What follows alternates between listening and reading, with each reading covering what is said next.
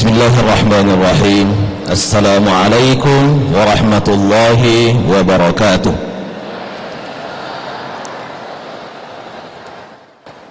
Alhamdulillahi rabbil alamin wal aqibatu lil muttaqin wala udwana illa 'alal zalimin. Asyhadu an la ilaha illallah wahdahu la syarika lah wa asyhadu anna Muhammadan 'abduhu wa rasuluhu al mab'uts rahmatan lil alamin. Yang sama-sama kita hormati para pembicara sebelumnya, ada Dr. Ustadz Adi Amin, dan sebelumnya juga ada Ketua MUI dan Ketua IKAD Pusat. Hadirin hadirat, semua kita semua dalam lindungan Allah Subhanahu wa taala. Bahagia dunia, selamat akhirat insyaallah.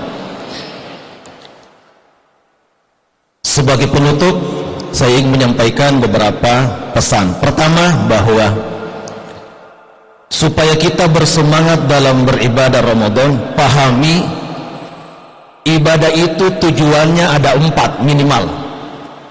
Tujuan beribadah itu ada minimal ada 4. 1, untuk menggugurkan kewajiban.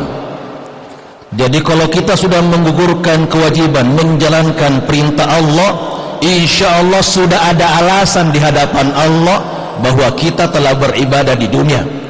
Walaupun itu tahapan pertama masih sangat rendah. Orang yang melihat ibadah itu hanya menggugurkan kewajiban, biasanya terkadang berat ngaji, berat beribadah, berat sholat.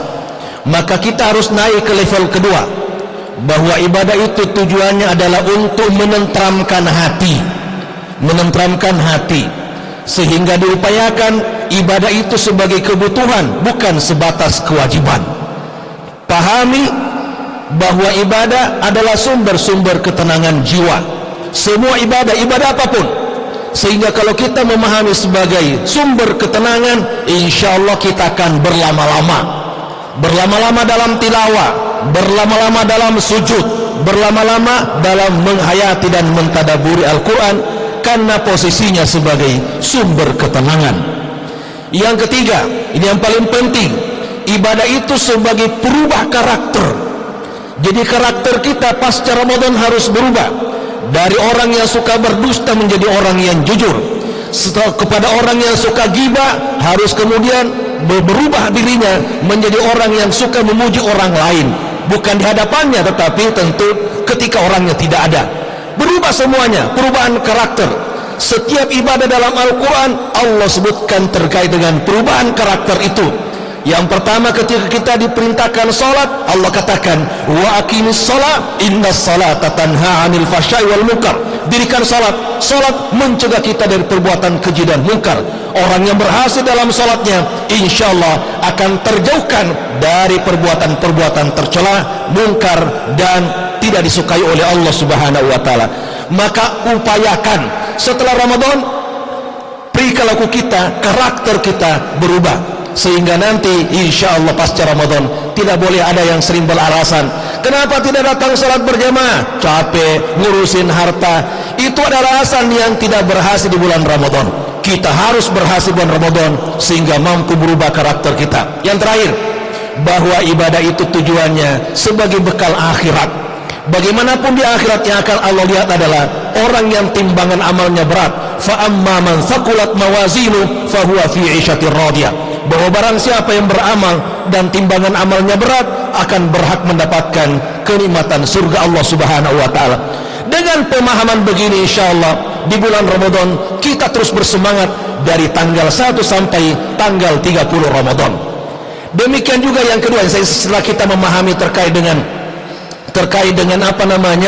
tujuan beribadah, termasuk beribadah bulan Ramadan. Poin kedua adalah ibadah utama di bulan Ramadan ada 6, minimal ada 6. Lakukan ini, insya Allah ibadah-ibadah selainnya akan mudah kita lakukan. Ibadah pertama adalah berpuasa. Tetapi ingat, bukan berpuasa seperti orang awam. Berpuasa yang benar adalah meninggalkan yang membatalkan puasa. Yang kedua, meninggalkan yang membatalkan pahala puasa.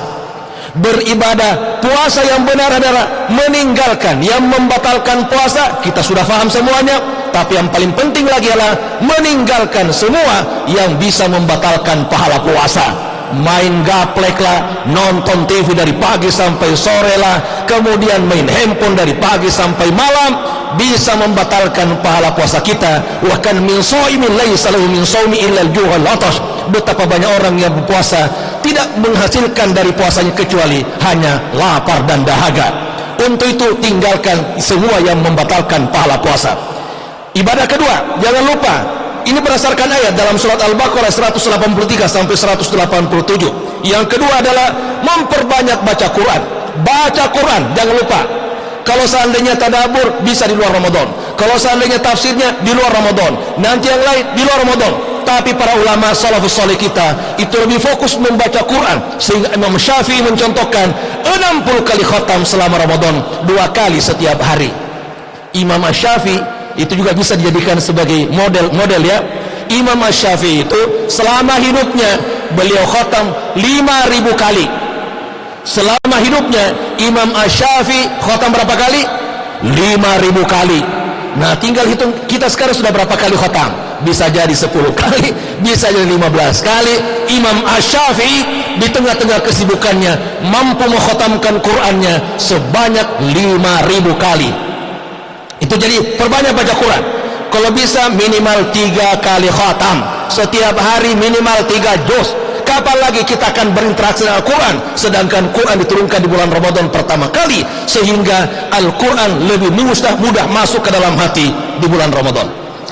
Ibadah ketiga, jangan lupa tadi sudah disebutkan, memperbanyak doa dan istighfar. Wa idza sa'alaka ibadi anni fa inni qarib ujibu da'watad da'i idza da'ani falyastajibu li wal yu'minu billahi lahum yarshudun.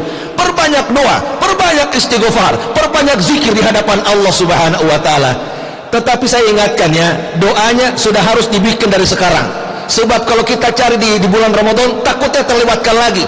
Dari sekarang sudah di list. Doa apa saja? Doa minta anak soleh, doa supaya masuk ke surga, doa supaya bersama dengan suami di surga, doa supaya bersama dengan istri di surga, doa supaya saya mendapatkan bidadari terbanyak. Boleh.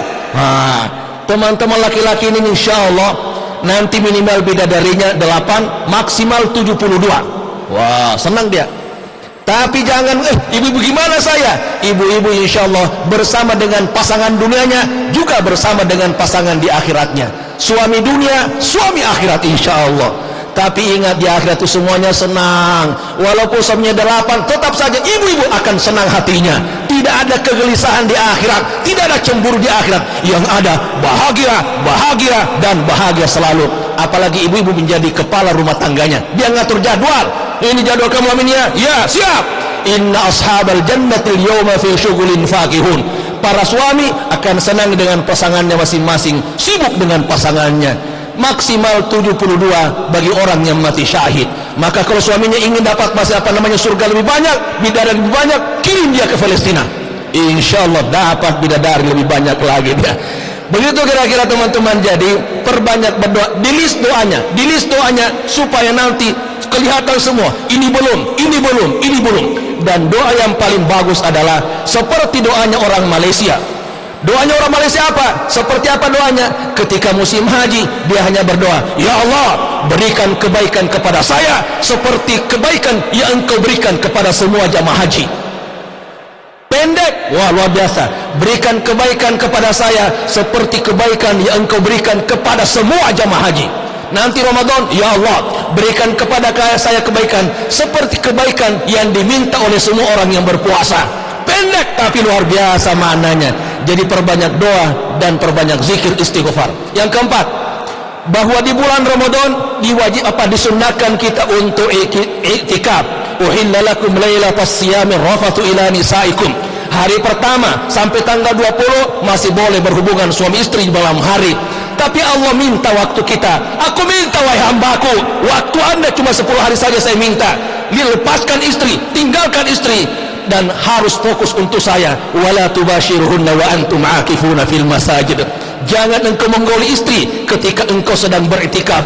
Waktu kita adalah diminta oleh Allah. Berikan waktu kita. Setelah Allah berikan kesempatan 11 bulan 20 hari masih bebas, 10 hari hanya Allah minta. Kalau kita mengatakan entar lagi, kapan buat Allah Subhanahu wa Ta'ala.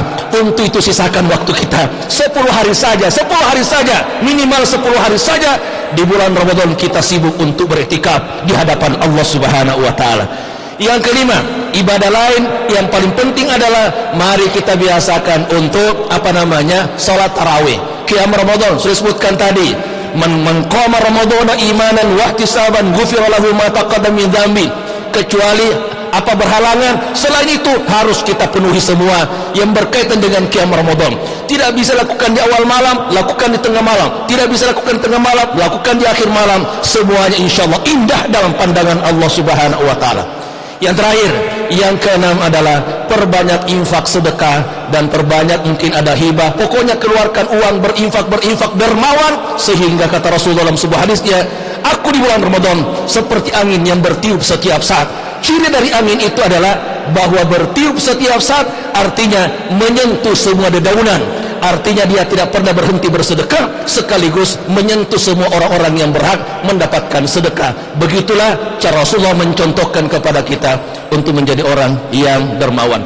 Paling terakhir sekali adalah bahwa ingat, jadilah contoh di tengah-tengah masyarakat, bahwa dari tanggal 1 sampai 30 kita harus tampil terdepan. Jangan sekali-kali di awal kita semangat, di 10 hari terakhir malah kemudian kita lemas dan loyo. Enggak, Ramadan ini trainingnya 30 hari dan penentuannya adalah babak final. 10 hari pertama adalah babak penyisihan, 10 hari kedua adalah babak semifinal, 10 hari terakhir adalah babak final. Tanggal 1 Syawal kita berhak mendapatkan piala takwa. Ingat, yang menentukan adalah akhirnya. Orang sekolah SD kelas 1, 2, 3, 4, 5, 6, sudah kelas 6, tapi begitu kemudian mau ujian, pulang kampung dia dapat ijazah nggak kira-kira? Nggak dapat ijazah, pulang kampung dia. Jadi jangan habiskan waktunya di tol, boleh pulang setelah lebaran. Insyaallah ibadah kita akan maksimal. Sekali lagi saya ingatkan, yang namanya ibadah ini yang menentukan adalah finalnya. Innamal a'malu bil khawatim. Amal itu tergantung penutupnya. Maka mari kita tutup Ramadan dengan semangat semakin membara di 10 hari terakhir, karena di situ akan ada pembebasan dari api neraka. Semoga manfaatnya dan semoga kita semua berhasil bulan Ramadan mendapatkan pribadi sebagai muttaqin, dan semoga kita bertemu hari ini dan bertemu di surga Firdaus di akhirat insyaallah di hari kemudian. Akhirnya mari kita berdoa kepada Allah Subhanahu wa Ta'ala. Bismillahirrahmanirrahim. Alhamdulillahi rabbil alamin. Hamdan yuafi ni'amahu wa kafi mazida. Ya Rabbana lakal hamdu kal syukruka yanbaghi li jalali wajhika kaini wa 'azimi sultani. Allahumma salli ala sayyidina Muhammadin wa ala ali sayyid Muhammad. Allahumma barik lana fi Sya'ban wa ballighna Ramadan. Allahumma barik lana fi Sya'ban wa ballighna Ramadan. Allahumma barik lana fi Sya'ban wa ballighna Ramadan. Allahumma arinal haqqa haqqan warzuqna ittiba'a wa arinal batila batila warzuqna tinaba. Rabbana afriq arina sabra wa thabbit aqdamana wansurna 'alal qawmil kafirin. Ya muqallibal qulub thabbit qulubana 'ala dinik. Ya musarrifal qulub sarrif qulubana 'ala ta'atika wa 'ala mahabbatik. Rabbana la tuzigh qulubana ba'da idh hadaytana wa hab lana min ladunka rahmah innaka antal wahhab. Allahumma arhamna bil Qur'an waj'alhu lana imama wa nura wa huda wa rahmah. Allahumma dhakkirna minhu ma nasina wa 'allimna minhu ma jahilna warzuqna tilawatahu ana al-laili wa atrafan nahar waj'alhu lana hujjatan ya rabbal alamin. Rabbana atina fid dunya hasanah wa fil akhirati hasanah wa qina adzaban nar. Wa sallallahu ala sayyidina Muhammad wa ala alihi wa sahbihi wasallam. Subhana rabbika rabbil izzati amma yasifun wa salamun alal mursalin walhamdulillahi rabbil alamin. Wassalamu alaikum warahmatullahi wabarakatuh.